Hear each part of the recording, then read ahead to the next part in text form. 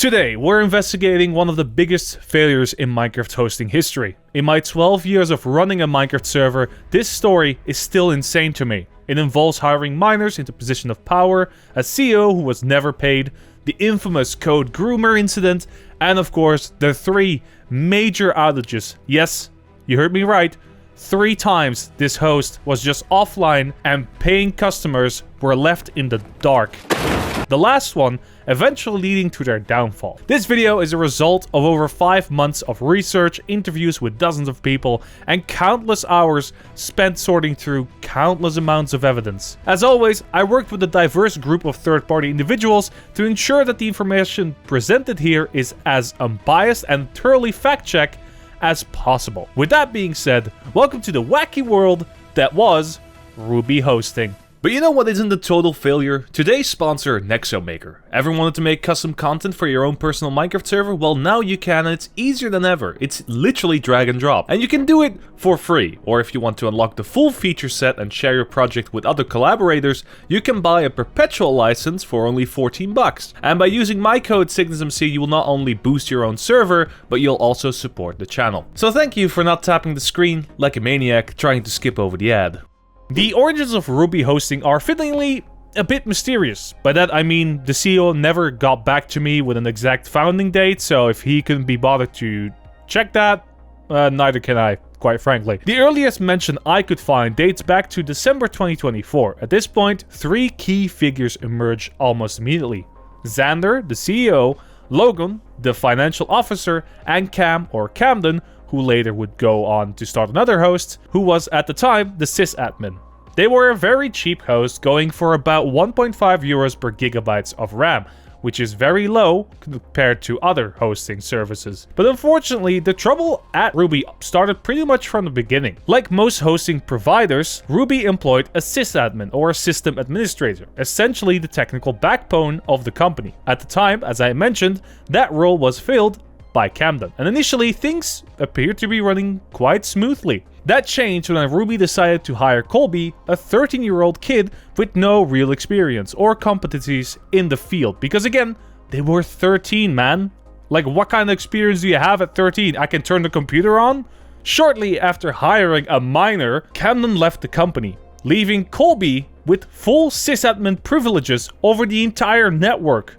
One day later, Colby was actually fired after an internal dispute, and Ruby's claim that they actually found a better replacement than Colby. Now, as we all know, 13-year-olds are famously calm and reasonable and non-impulsive people, so naturally, on December the 11th, Colby, who still had root access to every server, ran sudo rm-rf/. For those unfamiliar, this is essentially the Linux equivalent of deleting System32. It wiped the entire operating system from every server in the cluster.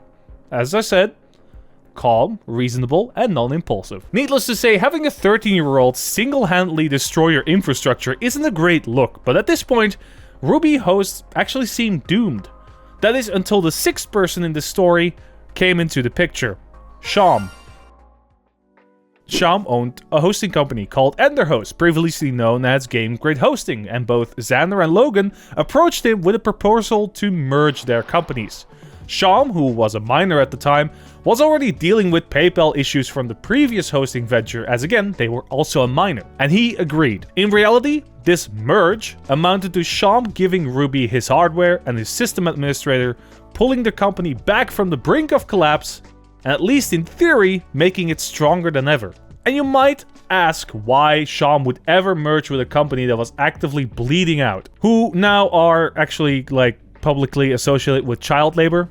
Well, some would say greed, but according to Sham himself, he wasn't aware of these allegations or internal issues surrounding Xander at the time, which after talking to many people in the space, they find it very unlikely or just ignorant that he didn't know about Xander's allegations at the time, as they were very prominent within the r/admincraft Discord and Reddit. What matters most is that Sham now found himself partnered with a deeply problematic group, and as a miner, had no real way to undo that decision.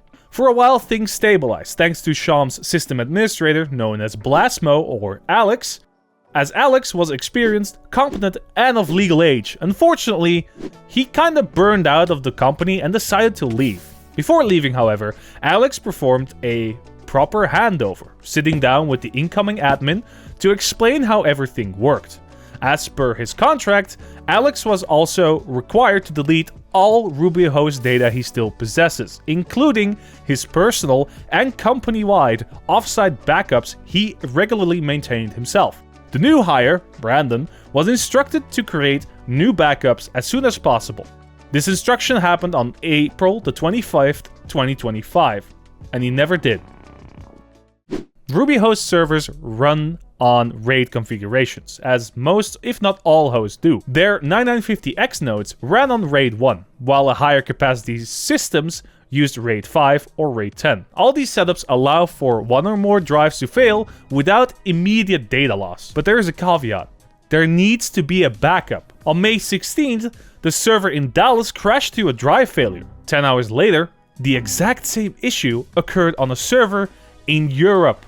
Two identical failures on the opposite side of the globe are not only a nightmare, but very coincidental. Because Brandon never created those backups, Ruby now faced a potential loss of 2 entire nodes, nearly 100 servers worth of data.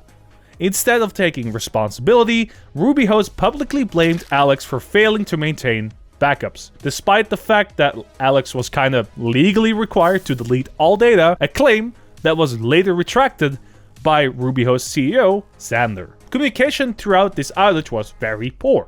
While updates were posted, no pings were sent.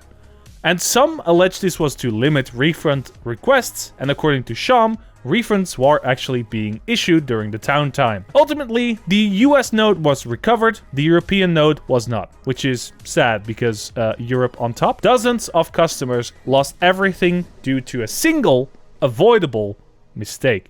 It is around this time that the famous code groomer incident happened, where Xander approved an affiliate code from a sexual-oriented Minecraft YouTuber, which, my god, what the fuck are you on about? This YouTuber got later deleted from YouTube for violating the community guidelines, as they should, because they're making sexually oriented content for kids. And I hope they're seeking help for that. Truly I am. Like, what the fuck is wrong with you? However, Xander and the Ruby team refused to apologize for any of this and insisted it was a joke. And as a victim of sexual exploitation myself, fuck you, man.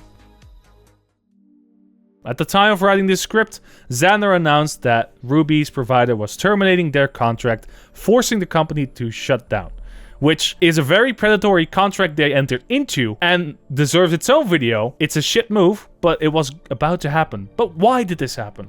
Well, Sham had left the company earlier and is now actually suing RubyHost over unpaid funds. Brandon, who was secretly working for Sham's company under another name, Enderhost, created a severe conflict of interest where the sysadmin for RubyHost wasn't doing anything to fix RubyHost because they're already working on another host. RubyHost was locked into a $40,000 contract which Sham set up before he left the company.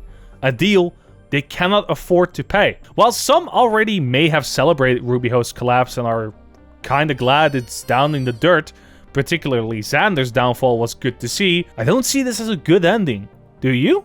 People lost their data. People paid for a service they never received. And according to one individual, their entire life's work vanished into an instant. Say what you want about Xander. I'm mad at him as well.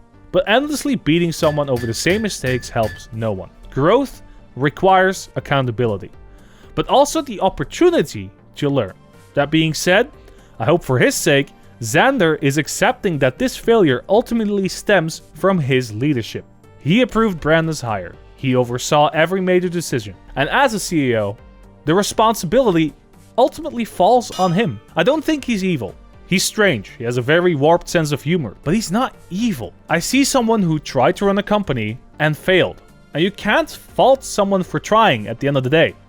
The story of RubyHost isn't one of malice. As a famous person who I can't remember the name of once said, don't attribute to malice what can be attributed to simple stupidity.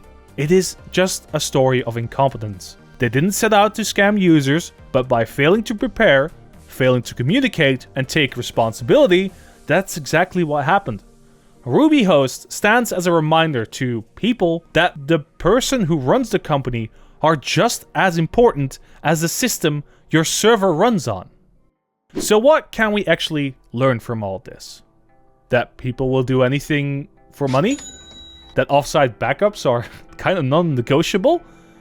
And that your service is only as good as the people you hire. But more than anything, this is a lesson for you, the consumer. Don't chase the cheapest host on the market. Don't hand your data just to anyone. Check the hardware, check the uptime, check their history. And if something seems too good to be true, it usually is. In any case, I'm Lunar. You are very awesome. And I'll see you next time. Please be kind to each other and take care.